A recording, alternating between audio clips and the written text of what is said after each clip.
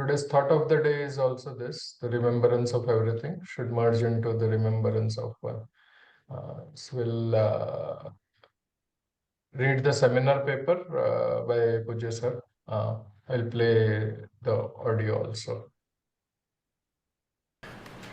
The topic of the seminar is a part of the sentence of the Master, who, while explaining the form and content of the prayer in the Commandment 2, that reads, the remembrance of everything should merge into the remembrance of one, the ultimate, resounding all through in every particle of his being. Master adds that this may be known as complete annihilation of self. There are two aspects to this statement of the Master, one remembrance and another prayer. The purpose of both is to annihilate the notion of separate self. Anything to be remembered should be something that we know already. This knowing itself is based on the principles of learning. Learning looked at from a different perspective is itself nothing but the recall aspect of the process of memory. Memory depends on the principle of association. An organized system of associations will be considered as memory.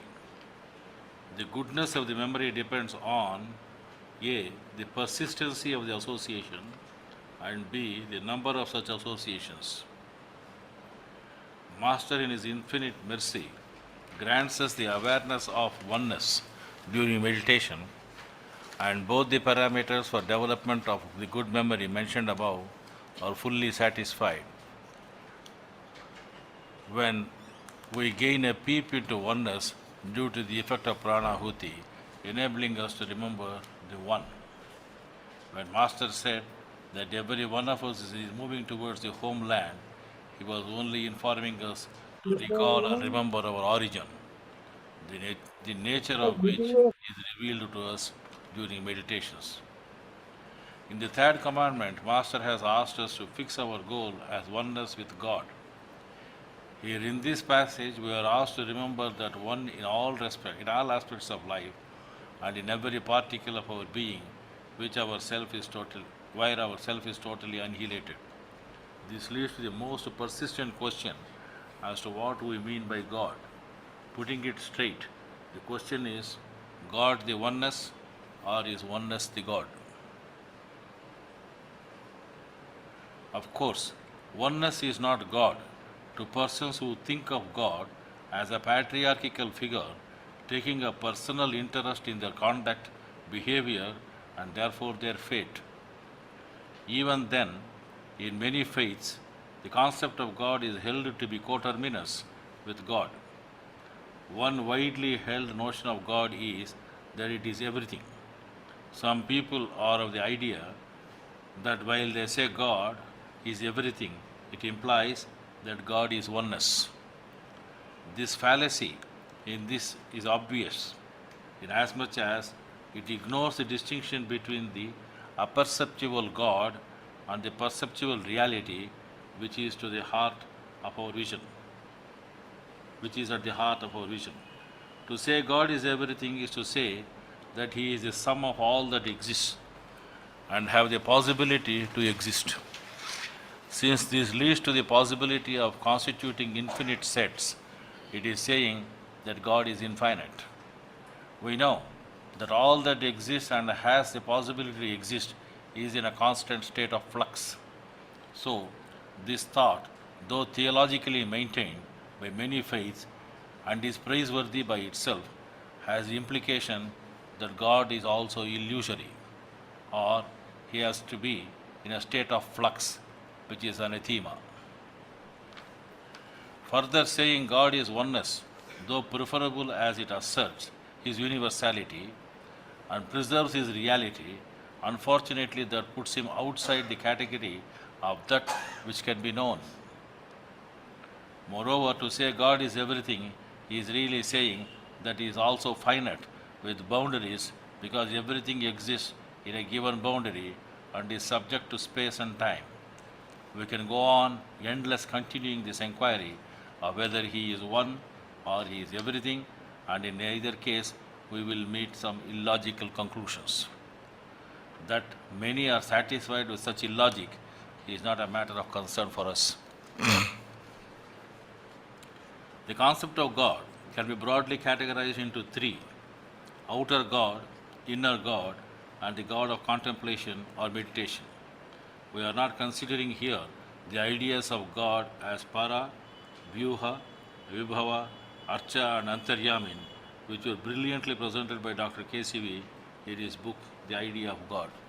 Chalapati did refer to two concepts of Archa and Antaryamin in his paper, but that is only a partial production. The original paper, if you want, you have to go to the idea of God.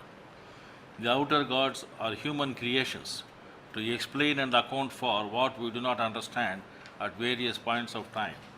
They were created to explain the forces of nature and generally were born out of a sense of fear and helplessness against fury and are masculine, paternal, and unsympathetic.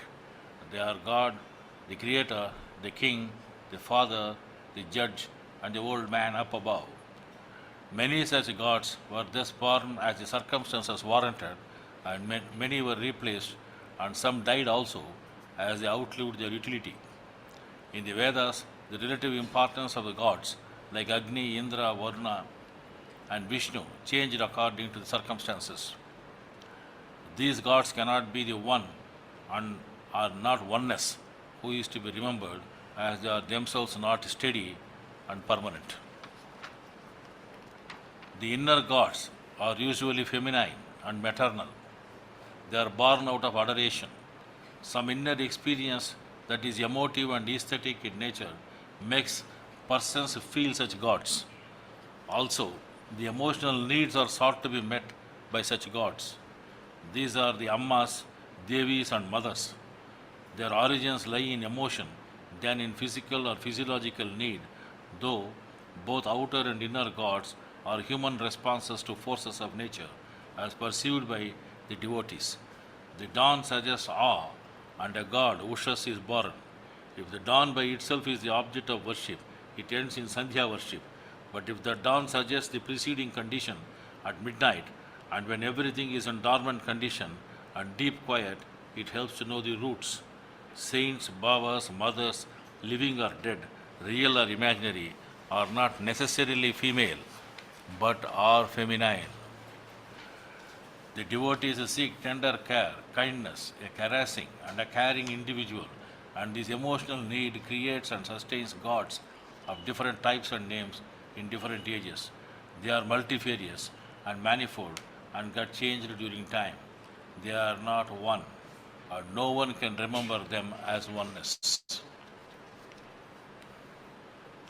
Meditation gives an awareness of a different type of God. This experience of inner luminosity, and many times such a luminosity fading into grey, accompanied by a sense of non-being, suggests the presence of a reverential suchness. This may be considered as God, who dwells within every living or non-living existence. Meditation in such a case as in natural path is metaphysics, that is experiential, where we attempt and succeed in realizing our true essence in particular, humanity in general, and reality in its core and depth. Every meditation is examined from the pre-meditative and post-meditative states of our consciousness.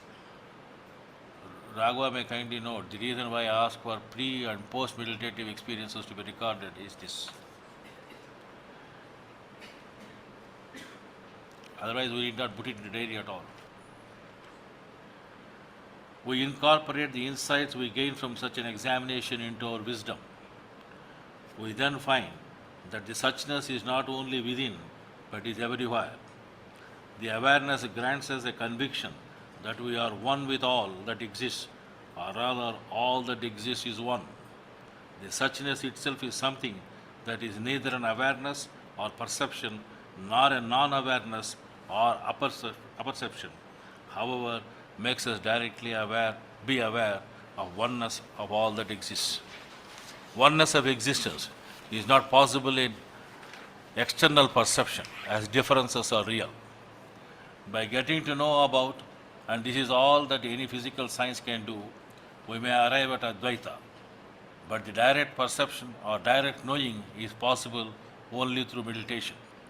In the awareness of suchness, there is a perception of oneness. We are aware that the Master takes us out of time and enables us feel eternity. This condition that is imperienced compels us again and again to seek for the same, or rather, the oneness gets remembered, and that is the remembrance sake, and that is for remembrance sake, and such a remembrance has nothing else to seek for. The one that is sought for is not the explanatory gods or the category of gods mentioned above. All that we are able to remember of suchness is that it is irreducible. It is unperceivable, unknowable, and the essence of being. It's a process intrinsic to presence, by which presence transforms, organizes, and perceives. That is called Tam by the Master. It is, as stated earlier, aperceptual and base of all that is. When we say God is oneness and the greatest of all, we do not mean He is greater than something else, because there is nothing else for it or Him to be compared with. It means that He is too great to be perceived by the senses and too deep to be understood by the intellect, too great indeed to be known by anything other than Him. Only God knows God. This is the God or oneness that we experience and which we want to remember. That is, we are trying to remember the one who is one with us always. Remembrance is a commitment we make with ourselves to remember. The phenomena of remembrance is one of the most remarkable faculties of the human imagination and must be distinguished from routine or rote memory, which can be involuntary. One's heart should always be filled with the remembrance of oneness or Master. Forgetfulness and negligence are the main weaknesses of human beings. The only remedy is that the believer should develop God consciousness and be constantly aware that the One or Master is watching from within. All acts of worship aim at drawing our attention closer to God within. But we must be clear that the remembrance of Master is not restricted to certain acts of formal meditation or worship. The point is that one should always remember Him. One needs to remember Master standing, sitting, and lying on his sides. A true disciple who remembers Master can explain that he knows when my Lord remembers me. This may surprise some, but if we remember Master's assurance in several places that when we remember Him, the remembered cannot be far away, things are not difficult to understand. That is what I understood of His assurance, remember me, I will remember you. We have taken note of the important and blessed nature of the remembrance of Master. By the same token, one's neglect of it is fatal, bringing disgrace upon oneself. Those who forget Master naturally do not draw his attention. Then they wander in the web of their own self-creation. One's disregard for Master culminates in the ruin of the self. It is worthy to note that everything in the nature or universe is preoccupied with remembering and glorifying Master. As one is engaged in remembering, praising, and glorifying Master, one becomes at one with the entire universe or nature, and then the gate for all goodness and success is open, and one lives in tune with nature as commanded by the Master. The remembrance of the Master should permeate one's life in every aspect. It should not be restricted to practicing the routine meditation practices at the appropriate hours. Moreover, the remembrance of Master is not confined to utterances and speeches about Him, but one's whole mind and process of thinking should be constantly imbued with the remembrance of the Master. The remembrance of Master that is most rewarding involves our thoughts and prompts us to think about our answerability according to the laws of karma. This in turn motivates the measures needed to protect ourselves against the repetitive incarnations or rebirths. By constantly practicing the thought that all our actions and thoughts are in fact His, we stop formation of impressions in our psychic and thus prevent the need to enjoy the bhog arising out of such actions and thoughts, and consequently reduce the chances of rebirth. Besides the acts of purifications and meditations, we need to cultivate the habit of reading the Master's works, and much contemplation has to be done to arrive at the real meaning of his messages as they apply to our individual lives. His words and messages, though are universal, have a personal relevance for the discerning aspirants. It is common to hear the sadhakas telling that they feel the words in their hearts and also feel absorbed so much that they are not able to read his works for a long time. They say that their eyes droop and they enter into the states of samadhi. The words of the Master are thus an effective means to live in constant remembrance. Another modes of remembering Master are reciting the supplications or prayer prescribed by him and dutifully performing the prescribed prayer at 9 p.m. for the good of human fraternity. These constantly remind us at every stage of the life that we should turn wholly to life that we should turn wholly to Master and maintain close relationship with him. These supplications should not be merely uttered, they should be reflected in our thoughts and actions. There is urgent need to make all aware of the divine presence within. Such attempts were made earlier and even now by many well-meaning persons. But the real essence of our system is that we are given a taste of that oneness. Thus, those which are a matter of faith and belief in other systems lies in the realms of experience in our system. We need to know that our system is not the same as any in the act of remembrance of oneness or God. The others believe in the one while we live with that one in constant remembrance.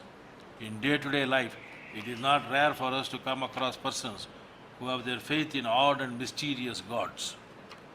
One who is firmly established in the act of remembrance will have to stand up to them and ask them to remember the one who is within and is remembering us more assiduously. The point here is that constant remembrance of oneness or Master's facilitates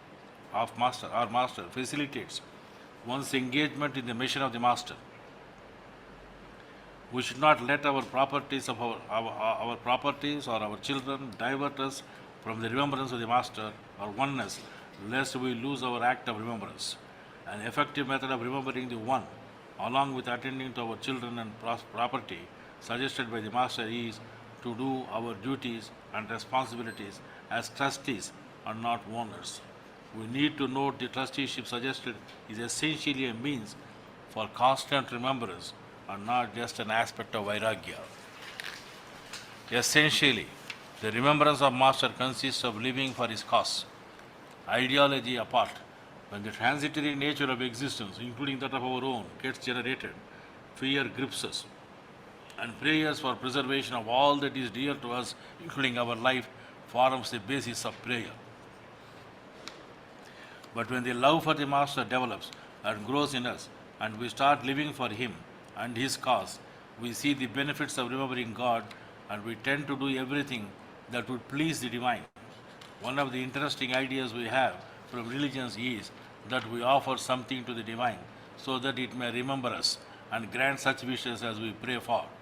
Real offering is of course very useful, but we should know what it is. One of the great Occidental saints said while praying to God, "You have no idea how hard I have looked for a gift to bring you. Nothing seemed right. What is the point of bringing gold to the gold mine or water to the ocean? Everything I came up with was like taking spices to the Orient. It is no good giving my heart and my soul because you already have these. So I have brought you a mirror. Look at yourself and remember me." Such are the cases where the divine has no alternative except to grant union. Charity is noble because it pleases God, and we start spending generously for the sake of pleasing Master.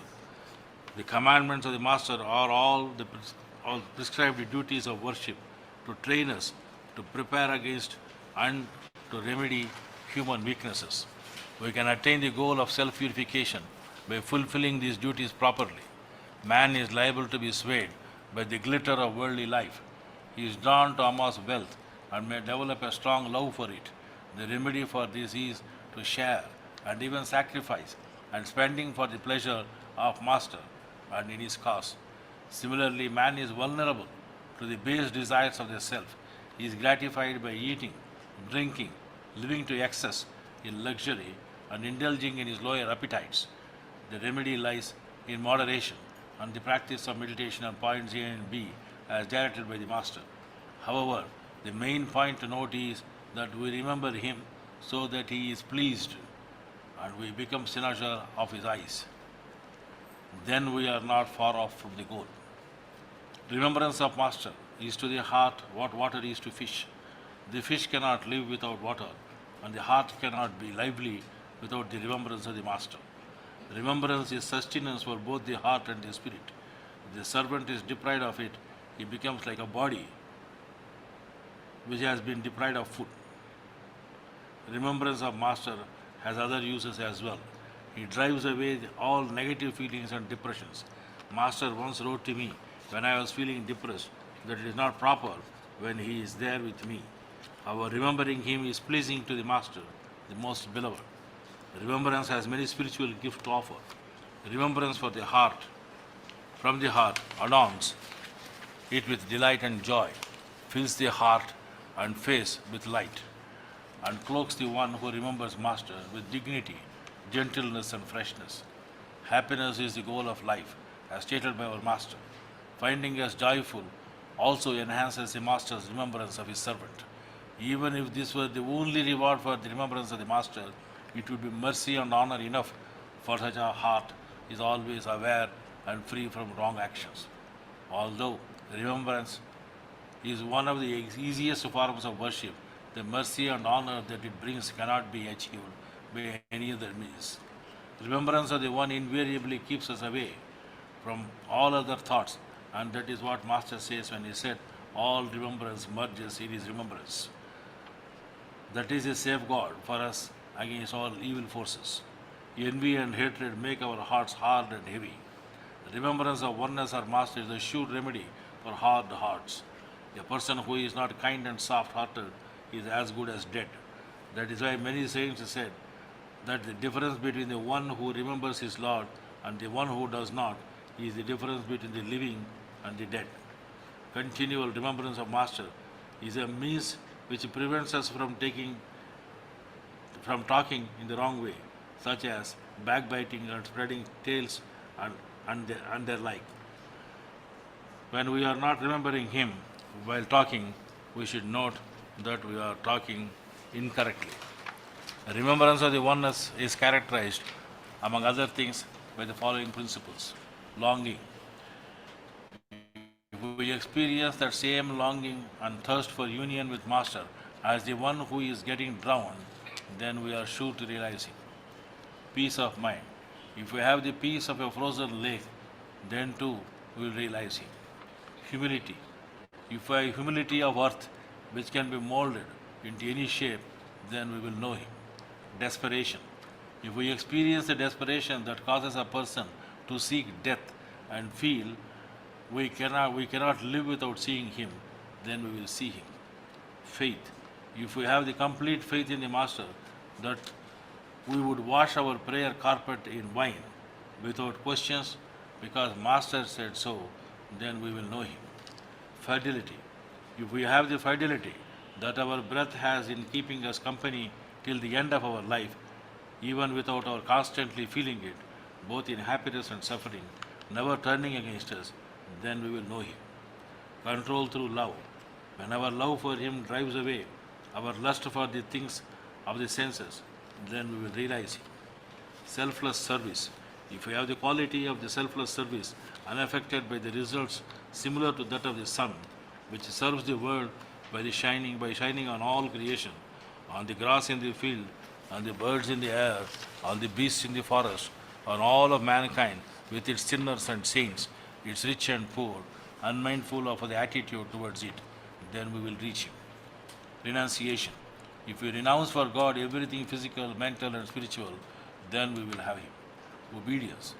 If our obedience is as spontaneous, complete, and as natural as light is to the eye or smell to the nose, then we shall reach him. Surrender. If our surrender to Master is as wholehearted as that of one suffering from insomnia, surrenders to sudden sleep without fear of being lost, then we shall reach him. Love. If we have that love for him that Saint Kabir had, or our master had to his master, then we will realize him. To a large extent, these methods are mentioned in various traditions. Our master, in fact, does not mention these specifically. He asks us to develop universal fraternity. That is, all humanity is treated as one unit. This is the oneness that is to be remembered by us always. He asks us to attend to our family duties and responsibilities in life in a spirit of trusteeship. He is asking us to remember oneness of our origin and purpose. The remembrance of the One is the greatest joy that is known. In fact, the realms of splendor are all remembrances of the Master in various shades.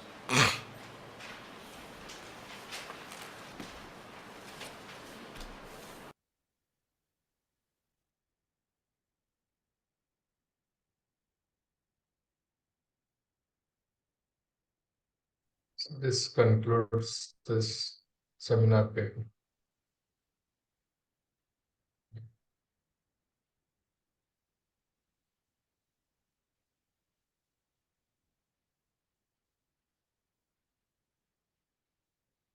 It's straightforward, inspirational. A lot of points are there for us to practice.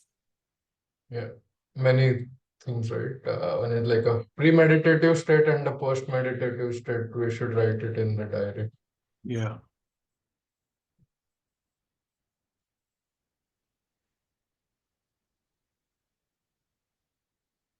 Keep on practicing, that's all.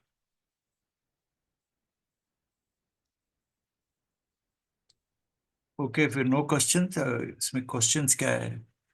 Unless anybody wants to comment or share his views.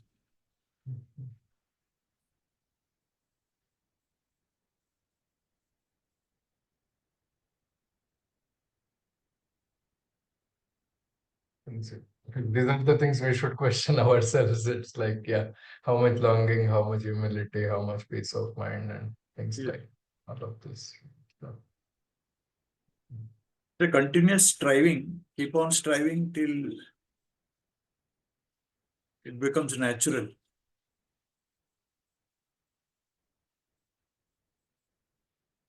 Okay, then we'll meet again next Sunday.